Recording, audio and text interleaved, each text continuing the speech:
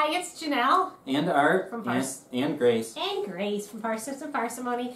And today we wanted to do just a quick video for you guys on sleep habits in our children and kind of the progression that we've made from when we had Charity and now that we have 6 kids, what changes we have made with their sleep habits. So let's start out with Charity. You're young with Charity? She slept pretty good. Starting about 6 weeks, she would sleep most of the night. Yeah, she was a really good baby. And I attribute part of that is when I first had her, someone gave me this book, Healthy Sleep Habits or Happy Child, Healthy Sleep Habits, Happy Child. And this book has turned out to be indispensable for all of my children. Every time I have a newborn, I read through most of it. Oh, you lost your letter. Here you go. See, thank you. And pretty much with all of our kids, we've done this book. Now, I will say this book tends to be more on the cry it out method, and I don't necessarily endorse the cry it out method. We both think you need to... There's a balance. There needs to be a balance there, and sometimes, you know, when they're 6 and 8 weeks old, all they need is to be held and cuddled, and you're not spoiling them. You're really showing them love. But you as the parent need to know your child and try to understand your child and what works best for them for sleep.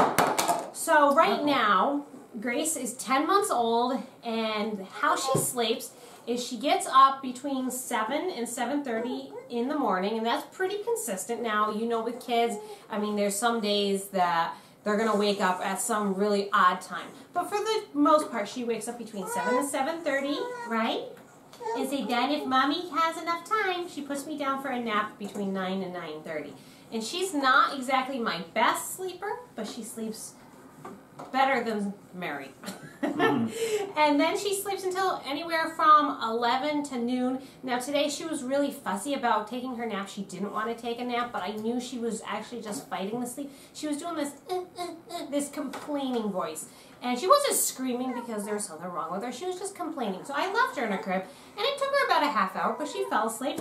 And she slept right through until I woke her up about 11:45. Then she has lunch with us, and then she takes another nap between 1 and 1:30. Again, if Mommy's a little off kilter, the schedule's a little off there, but that's our goal time. And then sometimes she sleeps an hour, sometimes she sleeps 2 or 3 hours in the afternoon.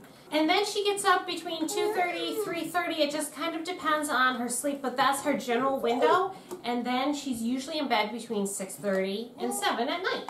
And she sleeps, well, right now she's supposed to sleep. She sleeps until like 10:30, 11, somewhere around there. She wakes up for a quick nursing, and then she's back to bed. Most of the time she sleeps through the night, but like last night when the rooms get a little chillier because it's really cold outside, she wakes up like 4 or 5, and I think it's just because she's chilly. So we've been, like last night I brought her into bed with me, not to sleep the rest of the night. But I just give her some quick milk, and it's enough to kind of get her warm and cozy, and then I put her back into her bed, wrap her up in her blanket, and then she sleeps really good the rest of the night. But all of our kids have been like that, haven't they? Pretty much, yeah. Mary was a tough one because we couldn't tell what was wrong with her. She just cried all the time. Whether she was hungry, whether she tired, whether we weren't entertaining her, she just cried all the time. So there wasn't really a good sleep-wake schedule because you never knew when she was crying because she was too tired. But the big thing is this book helps you understand children's sleep patterns, and if you can understand those sleep patterns, it really is helpful in getting your child to be well rested, and a well rested child is definitely a happy child. Really? Really, what do you want to say about your sleep habit? Do you sleep well? I have a question. What's that? How do you think other babies sleep in comparison to our babies? Because you've been talking about our babies, but our viewers don't have our babies for their babies. I think a lot of viewers, there's some people that I think that some babies are really easy to read and they take really good naps and they just kind of fall into this schedule automatically. And then I think there's the in-between babies that some of them are really easy to deal with and some of them are harder. And then you have the really hard Mary and John type of baby, where it's just, you don't know what's wrong with them, and they're colicky and they're crying, and it's really hard to get a schedule. I wouldn't say that Grace was colicky, but she took a lot longer getting into a sleep schedule than, say, Charity, Peter, and Lydia. Those were my 3 easy kids. I mean, they were really good sleepers. They were good nappers. I knew what to expect and when to expect it. And she didn't start that until like 8, 9 months. And that's really late for my kids. Usually they're 3, 4 months old. So I think, Art, to answer your question, that's how a lot of people, I mean, you fall into one of those 3 categories. Really hard, kind of in the middle, or really easy.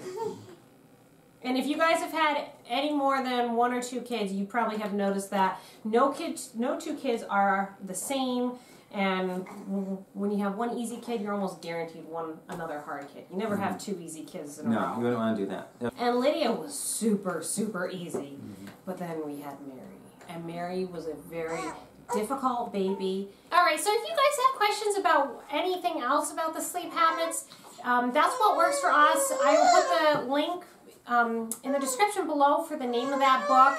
And like I said, I don't necessarily endorse everything in that book because I do think there needs to be awareness and love and patience. Yeah. A lot of love, and not that you want to err on the side of caution, but we are really, really stingy with crying it out. It doesn't happen very much, if any, in our home. But the concepts in the book are very good for understanding children's sleep and how you can try to help your child sleep a little bit better. So if you've enjoyed this video, please give it a thumbs up. Share it with other new moms or those moms who are struggling with sleep habits.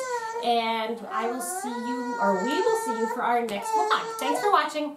And you see how Grace is right now? She's telling us, Daddy, it's time to put me in bed. That's right. This is her sleepy. This is sleepy action right here. And we probably kept her up a little too long to do a sleep video, which is kind of ironic. Yes, it's 1:47. I'm going to go put her to bed.